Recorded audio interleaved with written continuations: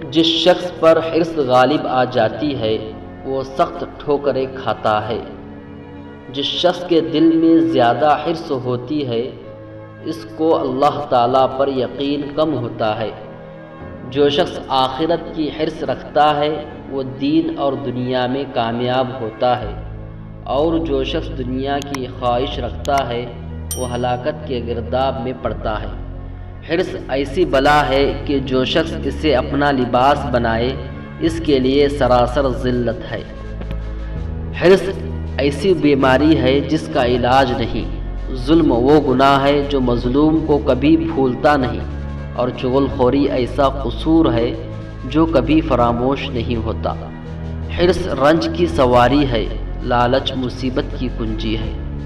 حرص سے بچا رہ، یہ دین کی عیب لگائی ہے اور نہایت برا ساتھی ہے۔ حرص سے بچو، ایک ہلاک کرنے والی عادت ہے۔ حرص کے ساتھ قناعت کا کام نہیں، اور شہوت کے ساتھ عقل کا نام نہیں۔ حرص نے اپنے سوار یعنی حریص کو جیتے جی جان سے مار ڈالا، اور نا امیدی نے اپنے صاحب یعنی نا امید کو ہلاک کر دیا۔